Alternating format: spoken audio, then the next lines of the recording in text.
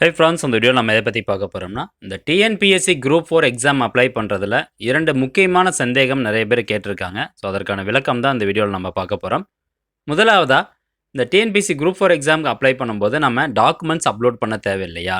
So நான் வந்து document page போய் பார்க்கும்போது எதுவுமே காமிக்கல. நான் டாக்குமெண்ட் எதுவும் அப்லோட் பண்ண தேவையில்லை அப்படின்னு அது சொல்லுது. பட் நம்ம டாக்குமெண்ட் அப்லோட் பண்ணணுமா வேணாமா அப்படிங்கிற தகவல் முதலாவதாக வந்து கேட்டிருக்காங்க. இரண்டாவதா, அந்த பிஎஸ்டிஎம் சர்டிஃபிகேட் அப்லோட் பண்ணுறதுலையும் சரி, பிஎஸ்டிஎம் சர்டிஃபிகேட் சம்மந்தமாகவும் நிறைய டவுட்ஸ் வந்து கேட்டிருக்காங்க.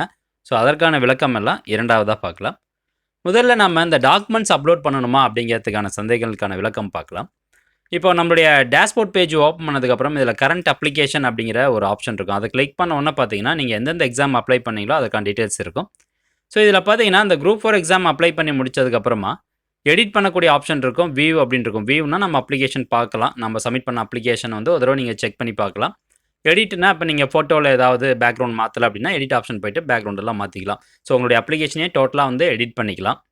இப்போ அது கீழே வந்து பார்த்தீங்கன்னா வியூ டாக்குமெண்ட்ஸ் அப்படிங்கிற ஒரு ஆப்ஷன் இருக்குது. இந்த ஆப்ஷன் வந்து கிளிக் பண்ணும்போது இந்த இடத்துல பாருங்கள், this page is not applicable for you அப்படின்னு வந்திருக்கு.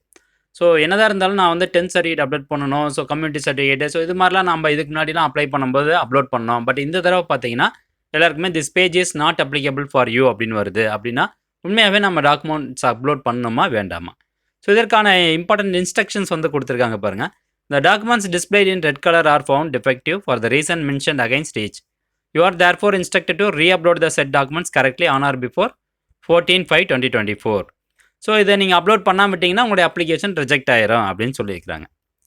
அப்போது இதில் என்ன சொல்லியிருக்காங்க, இந்த கீழே வந்து உங்களுக்கு எதனா ஒரு டாக்குமெண்ட்டினுடைய பெயர் கொடுத்து, இப்போ உதாரணத்துக்கு 10th சர்டிஃபிகேட்னு போட்டு அது வந்து ஃபவுண்ட் டிஃபெக்டிவ், சரியாக அப்லோட் பண்ணல, அதில் வந்து நீங்கள் அப்லோட் பண்ணது சரியா இல்லை அப்படிங்கிற மாதிரி ஒரு ரீசன் கொடுத்து மறுபடியும் ரீ அப்லோட் பண்ண சொல்லுவாங்க. இதுக்கு முன்னாடிலாம் அப்படி தான் இருந்தது. பட் இந்த தடவையிலேருந்து பார்த்தீங்கன்னா, குரூப் 4 எக்ஸாம் சரி, குரூப் 2 எக்ஸாமுக்கும் சரி, நீங்கள் டாக்குமெண்ட்ஸ் எதுவுமே அப்லோட் பண்ண தேவை கிடையாது. 10th சர்டிஃபிகேட்டாக இருக்கட்டும், 12th சர்டிஃபிகேட்டாக இருக்கட்டும், டிகிரி சர்டிஃபிகேட்டாக இருக்கட்டும், பிஎஸ்டிஎம் சர்டிஃபிகேட்டாக இருக்கட்டும், இல்லை வேறு எதனா அடிஷ்னல் டெக்னிக்கல் குவாலிஃபிகேஷனாக இருக்கட்டும், எது வேணாலும் நீங்கள் அப்லோட் பண்ண தேவை கிடையாது. ஆனால் நம்ம அப்ளை பண்ணும்போது நம்மளுடைய சர்டிஃபிகேட் பற்றின டீட்டெயில்ஸ் எல்லாமே கரெக்டாக கொடுத்து அப்ளை பண்ணணும். அதாவது நம்மளுடைய சீரியல் நம்பராக இருக்கட்டும், எல்லா டீட்டெயில்ஸும் எந்த இயர் பாஸ் ஆனோம், ஸோ இது மாதிரியான டீட்டெயில்ஸ் எல்லாமே கரெக்டாக கொடுத்து நீங்கள் அப்ளை வந்து பண்ணணும். ஏன் அப்படின்னா, நீங்கள் எக்ஸாம் எழுதி பாஸ் ஆனதுக்கப்புறமா சர்டிஃபிகேட் வெரிஃபிகேஷன் அவங்க கால் பண்ணும்போது அப்ளிகேஷனில் இருக்கக்கூடிய சர்டிஃபிகேட் டீட்டெயில்ஸும் நீங்கள் நேரடியாக கொண்டு போயிட்டு இருக்கக்கூடிய அந்த சர்டிஃபிகேட்டுக்கான டீட்டெயில்ஸும் கரெக்டாக மேட்ச் ஆகணும். இன்கேஸ் மேட்ச் ஆகலை அப்படின்னா உங்களை ரிஜெக்ட் பண்ணிடுவாங்க. ஸோ அதில் வந்து கரெக்டாக தெளிவாக இருங்க. பட் குரூப் 4 எக்ஸாம் பொறுத்த வரைக்கும் இப்போதைக்கு நீங்கள் ஆன்லைனில் எந்த ஒரு சர்டிஃபிகேட்டுமே அப்லோட் பண்ண தேவை கிடையாது. அப்போது இந்த சர்டிஃபிகேட்லாம் எப்போ அப்லோட் பண்ணணும் அப்படின்னு கேட்டிங்கன்னா, நீங்கள் எக்ஸாம் எழுதி பாஸ் ஆனதுக்கப்புறம் உங்களை சர்டிஃபிகேட் வெரிஃபிகேஷன் கூப்பிட்றதுக்கு முன்னாடி வந்து உங்களை சர்டிஃபிகேட் வந்து அப்லோட் பண்ண சொல்லுவாங்க. சரிங்களா? ஸோ அந்த சர்டிஃபிகேட் வந்து நீங்களாக அப்லோட் பண்ண முடியாது. இ-சேவை மையம் மூலமாக தான் நீங்கள் அந்த சர்டிஃபிகேட்டை அப்லோட் பண்ணணும். ஸோ அதுக்கு பார்த்தீங்கன்னா, இந்த இ-சேவை மையம் மூலமாக நீங்கள் சர்டிஃபிகேட் அப்லோட் பண்ணதை மறுபடியும் நீங்கள் செக் பண்ணி பார்க்கலாம். அதற்கான ஆப்ஷன் வேணால் கொடுத்துருக்குறாங்க. இந்த டேஷ்போர்ட் பேஜில் பாருங்கள், வியூ டாக்குமெண்ட்ஸ் அப்லோடு த்ரூ இ-சேவா அப்படின்னு இருக்கும். ஸோ இந்த ஆப்ஷன் கிளிக் பண்ணி அந்த இ-சேவை மையம் மூலமாக சர்டிஃபிகேட் அப்லோட் பண்ணதை நீங்கள் இதில் கிராஸ் செக் வந்து பண்ணிக்கலாம். அதற்கான ஆப்ஷன் இருக்குது. பட் நீங்கள் வந்து சர்டிஃபிகேட் அப்லோட் பண்ண முடியாது. ஸோ கண்டிப்பாக இந்த தகவல் உங்களுக்கு கண்டிப்பாக புரிஞ்சிருக்கும் அப்படின்னு நினைக்கிறேன். அடுத்தபடியாக நம்ம இந்த பிஎஸ்டிஎம் வருவோம். இந்த பிஎஸ்டிஎம் சர்டிஃபிகேட் அப்லோட் பண்ணுறதுல நிறைய பேர் சந்தேகம் கேட்டிருக்காங்க. முதலாவதாக நான் ஒன்று சொல்லிடுறேன். நீங்கள் 10th முடிச்சிருக்கலாம், +2 முடிச்சிருக்கலாம், டிகிரி முடிச்சிருக்கலாம், பிஹெச்டி முடிச்சிருக்கலாம், எது வேணால் முடிச்சிருக்கலாம். ஆனால் இந்த குரூப் 4க்கு மினிமம் குவாலிஃபிகேஷன் அப்படிங்கிறது வந்து 10th. ஸோ அதையும் தாண்டி டிகிரிலாம் இருக்குது. ஸோ 10th குவாலிஃபிகேஷன் பார்த்தீங்கன்னா மொத்தமாக 3100 போஸ்டிங் வந்து இருக்குது, 6244 போஸ்டிங்கில். இப்போது நீங்கள் வந்து எஸ்எஸ்எல்சி, +2 டிகிரி படிச்சிருக்கலாம். ஆனால் உங்கள்கிட்ட 10th மட்டும்தான் பிஎஸ்டிஎம் இருக்குது அப்படின்னா, நீங்கள் அப்ளை பண்ணும்போது இந்த எஸ்எஸ்எல்சி அப்படிங்கிற பாக்ஸை மட்டும் செலக்ட் பண்ணிட்டு அதற்கான டீட்டெயில்ஸ் மட்டும் தான் நீங்கள் கீழே ஃபில் பண்ணணும். இப்போ 3 ஆப்ஷனும் கொடுத்தீங்க அப்படின்னா 3மே உங்களுக்கு வந்து பிஎஸ்டிஎம் சர்டிஃபிகேட் இருக்கணும். அதாவது டிகிரியும் நீங்கள் தமிழில் ஃபுல்லாக படித்ததுக்கான பிஎஸ்டிஎம் சர்டிஃபிகேட் இருந்தால் மட்டும்தான் இந்த எல்லா ஆப்ஷனுமே செலக்ட் பண்ணி நீங்கள் அதற்கான டீட்டெயில்ஸ் வந்து கொடுக்கணும். என்கிட்ட 10th மட்டும் தான் இருக்குது அப்படின்னா நீங்கள் 10th மட்டும் கொடுத்தா போதும். அல்லது +2 வரைக்கும் இருக்குது அப்படின்னா +2 வரைக்கும் நீங்கள் கொடுத்தா போதும். ஓகே, இப்போ ஃபஸ்ட்டு நம்ம வருவோம். இப்போ நான் வந்து டிகிரி படிச்சிருக்கேன், 10th வரை தான் என்கிட்ட இருக்குது. ஸோ நான் வந்து அப்ளை பண்ணலாமா அப்படின்னா கண்டிப்பாக நீங்கள் அப்ளை பண்ணலாம். ஏற்கனவே சொன்ன மாதிரி இந்த எஸ்எஸ்எல்சி அப்படிங்கிற ஆப்ஷனை மட்டும் செலக்ட் பண்ணிட்டு நீங்கள் அப்ளை பண்ணலாம். ஆனால் டிகிரி குவாலிஃபிகேஷனில் நீங்கள் வந்து செலக்ட் ஆகுறீங்க. அதாவது இந்த எக்ஸாம் வந்து எழுதி முடிச்சு பாஸ் ஆனதுக்கப்புறமா, டிகிரி குவாலிஃபிகேஷன் இருக்கக்கூடிய அந்த போஸ்டிங்க்கு நீங்க தேர்வாகும்போது, உங்களுக்கு இடஒதுக்கீடு வந்து கிடைக்காது. பிஎஸ்டிஎம் இடஒதுக்கீடு வந்து கிடைக்காது. 10th குவாலிஃபிகேஷனுக்கான அந்த போஸ்டிங்க்கு மட்டும் தான் உங்களுக்கு இடஒதுக்கீடு கிடைக்கும். ஓகே. அடுத்ததா, நான் ஏற்கனவே பிஎஸ்டிஎம் அப்ளை பண்ணி வாங்கி வச்சிருக்கேன். அல்லது நேரடியா ஸ்கூல்ல போய் நான் வந்து வாங்கி வச்சிருக்கிறேன். உதாரணத்துக்கு வந்து 2020ல வாங்கியிருக்கேன். 2021ல வாங்கியிருக்கேன். ஸோ அந்த பழைய பிஎஸ்டிஎம் சர்டிஃபிகேட்கான டீட்டெயில்ஸ் இதில் கொடுக்கலாமா அப்படின்னா, தாராளமா வந்து கொடுக்கலாம். அதில் எந்த பிரச்சனையும் கிடையாது. புதுசா 2024ல அப்ளை பண்ண பிஎஸ்டிஎம் சர்டிஃபிகேட் தான் கொடுக்கணும் அப்படிங்கிற எந்த ஒரு அவசியமும் கிடையாது. எந்த ஒரு அறிவிப்பும் கிடையாது. அடுத்ததா நான் ஆன்லைன்ல பிஎஸ்டிஎம் அப்ளை பண்ணியிருக்கேன். ஆனா நேர்ல வந்து நான் பிஎஸ்டிஎம் வாங்கல அப்படின்னாலும் ஒண்ணும் பிரச்சனை கிடையாது. ஆன்லைன் பிஎஸ்டிஎம் சர்டிஃபிகேட் நீங்க வந்து அப்லோட் பண்ணலாம். நெறைய பேர் வந்து இதுலயும் கேட்குறாங்க. ஆன்லைன்ல அப்ளை பண்ணது தான் குடுக்கணுமா? இல்ல நேர்ல போய் ஸ்கூல்ல வாங்குன பிஎஸ்டிஎம் சர்டிஃபிகேட் குடுக்கணுமா அப்படின்னு.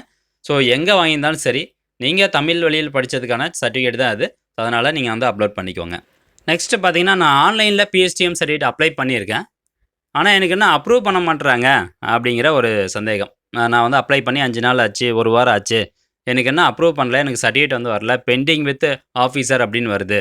ஸோ இந்த மாரி இருந்தா என்ன பண்றது அப்படின்னா, நீங்க ஆன்லைன்ல அப்ளை பண்ண அந்த அப்ளிகேஷன் நம்பர் வந்து எடுத்து வச்சுக்கோங்க. அந்த நம்பர் எடுத்து வச்சுட்டு, நீங்க படிச்சீங்க பார்த்தீங்களா, அந்த ஸ்கூலுடைய ஆஃபீஸ் நம்பருக்கு கால் பண்ணி, இந்த மாரி நான் ஆன்லைன்ல வந்து பிஎஸ்டிஎம் சர்டிஃபிகேட் அப்ளை பண்ணியிருக்கேன். குரூப் 4 எக்ஸாம்க்கு அப்ளை பண்ணணும். ஸோ என்னுடைய பிஎஸ்டிஎம் சர்டிஃபிகேட் அப்ரூவ் பண்ணி விடுங்க அப்படின்னு சொன்னீங்கன்னா, அவங்க கண்டிப்பா வந்து அப்ரூவ் பண்ணிருவாங்க. அந்த அப்ளிகேஷன் நம்பரும் சொல்லணும். அடுத்தபடியா, இந்த டைம்ல நம்ம ஆஃப்லைன்ல போயிட்டு, அதாவது நேரடியா ஸ்கூல்ல போயிட்டு பிஎஸ்டிஎம் சர்டிஃபிகேட் வாங்க முடியுமா அப்படின்னு கேட்டீங்கன்னா, ஒரு சில ஸ்கூல்ல வந்து தராங்க. ஒரு சில ஸ்கூல்ல பார்த்தீங்கன்னா, நாங்க ரிட்டர்ன்ல எதுவும் குடுக்கறதில்ல. நீங்க ஆன்லைன்ல வந்து அப்ளை பண்ணுங்க அப்படின்னு சொல்றாங்க. ஸோ மேக்ஸிமம் அவங்ககிட்ட டைம் கேட்கும்போது, எங்களுக்கு அந்த அப்ளிகேஷன் ரிசீவ் ஆனதுலேருந்து 2 நாளுக்குள்ளார உங்களுக்கு நாங்க பிஎஸ்டிஎம் சர்டிஃபிகேட் அப்ரூவ் பண்ணி விட்டுருவோம் அப்படின்னு சொல்றாங்க. ஸோ நீங்க இனிமேல் வந்து அப்ளை பண்றீங்க அப்படின்னா, ஆன்லைன்லயே வந்து அப்ளை பண்ணிக்கோங்க. அடுத்தபடியா, நான் 1வதுலேருந்து 5வது வரைக்கும் தமிழ் மீடியம். அதே மாரி 6வதுலேருந்து 10வது வந்து இங்கிலீஷ் மீடியம் படிச்சிருக்கேன். நான் வந்து இதுக்கு எலிஜிபிளா அப்படின்னு கேட்டீங்கன்னா, நீங்க வந்து பிஎஸ்டிஎம் சர்டிஃபிகேட் எலிஜிபிள் கிடையாது. நெக்ஸ்ட் நான் 1வதுலேருந்து 8வது வரைக்கும் ஒரு ஸ்கூல்ல படிச்சிருக்கேன். 9வதுலேருந்து 12வது வரைக்கும் ஒரு ஸ்கூல்ல படிச்சிருக்கேன். அப்போ நான் 2 பிஎஸ்டிஎம் சர்டிஃபிகேட் வாங்கணுமா அப்படின்னா, கண்டிப்பா 2 பிஎஸ்டிஎம் சர்டிஃபிகேட் நீங்க வாங்கியே ஆகணும். ஸோ பிஎஸ்டிஎம் சர்டிஃபிகேட் அப்ளை பண்ணும்போது, இந்த குரூப் 4 எக்ஸாமுக்கு பார்த்தீங்கன்னா, மினிமம் குவாலிஃபிகேஷன் எஸ்எஸ்எல்சி 10th அப்படிங்கிறதுனால, 1வதுலேருந்து 10வது வரைக்கும் நீங்க தமிழ் வழியில படிச்சதற்கான சான்று வந்து கண்டிப்பா தேவை. ஸோ 1வதுலேருந்து 10வது வரைக்கும் கண்டிப்பா உங்ககிட்ட பிஎஸ்டிஎம் சர்டிஃபிகேட் இருக்கணும். நெக்ஸ்ட் பிஎஸ்டிஎம் சர்டிஃபிகேட் இருந்தா மட்டும் தான் நான் வந்து குரூப் 4 எக்ஸாம் எழுத முடியுமா? இல்லன்னா எழுத முடியாதா? பிஎஸ்டிஎம் சர்டிஃபிகேட் இல்லனாலும் நீங்க குரூப் 4 எக்ஸாம் வந்து எழுதலாம். அந்த 20% இடஒதுக்கீடு அப்படிங்கிறது வந்து உங்களுக்கு கிடைக்காது. நீங்க அதிகமா மார்க் ஸ்கோர் பண்ற மாரி இருக்கும். அடுத்ததா, என்கிட்ட வந்து 6வதுலேருந்து 12வது வரைக்கும் மட்டும் தான் பிஎஸ்டிஎம் சர்டிஃபிகேட் இருக்குது. அது போதுமா அப்படின்னு கேட்டீங்கன்னா, அதுவும் போதாது. 1வதுலேருந்து கண்டிப்பா 10வது வரைக்கும் நீங்க தமிழ் வழியில படிச்சதுக்கான சான்று கண்டிப்பா தேவை. நெக்ஸ்ட் நான் வந்து பிஎஸ்டிஎம் சர்டிஃபிகேட் அப்ளை பண்ணியிருக்கேன். ஆனா அந்த ஸ்கூல் பார்த்தீங்கன்னா இப்ப கிடையாது. அந்த ஸ்கூல் வந்து மூடிட்டாங்க. இப்ப நான் வந்து பிஎஸ்டிஎம் சர்டிஃபிகேட் எப்படி வாங்குறது? ஸோ நீங்க வந்து அப்ளை பண்ணி உங்களுக்கு பெண்டிங் வித் ஆஃபீசர்ன்னு வருது. அல்லது நேரடியா ஸ்கூலுக்கும் வந்து போ முடியல. ஏன்னா ஸ்கூல் வந்து பூட்டி கிடக்குது. மூடிட்டாங்க. அப்படிங்கும்போது உங்களுடைய டிஸ்ட்ரிக்ட் எஜுகேஷன் ஆஃபீசர்ட்ட போயிட்டு நீங்க பிஎஸ்டிஎம் சர்டிஃபிகேட் வாங்கிக்கலாம். அது தாமதிக்காம சீக்கிரமா போய் பிஎஸ்டிஎம் சர்டிஃபிகேட் வாங்கிக்கோங்க. எங்க அப்படின்னா, டிஸ்ட்ரிக்ட் எஜுகேஷன் ஆஃபீசர்ட்ட நீங்க போய் வாங்கணும். அதே மாரி நீங்க காலேஜ்ல வந்து தமிழ்ல தான் படிச்சிருக்கீங்க அப்படின்னா, அந்த காலேஜ் மூடிட்டாங்க அப்படிங்கும்போது, அந்த காலேஜ் எந்த யுனிவர்சிட்டி கீழ வருதோ, அந்த யுனிவர்சிட்டி அல்லது இன்ஸ்டிடியூஷன் கீழ போய் அவங்களுடைய ஆஃபீஸ்க்கு போயிட்டு நீங்க பிஎஸ்டிஎம் சர்டிஃபிகேட் வாங்கிக்கணும். ஓகே ஃபிரெண்ட்ஸ், அவ்வளோதான். இந்த தகவல் கண்டிப்பாக உங்களுக்கு புரிஞ்சிருக்கும் அப்படின்னு நினைக்கிறேன். இதையும் தாண்டி உங்களுக்கு வேறு ஏதேனும் சந்தேகங்கள் இருந்தது இந்த குரூப் 4 சம்மந்தமா அப்படின்னா, கீழ இருக்கக்கூடிய கமெண்ட் செக்ஷன்ல கமெண்ட் பண்ணுங்க. கண்டிப்பா அதுக்கு நான் ஒரு வீடியோ மேக் பண்றேன். மீண்டும் அடுத்த ஒரு நல்ல பதிவுல சந்திக்கலாம். நன்றி, வணக்கம்.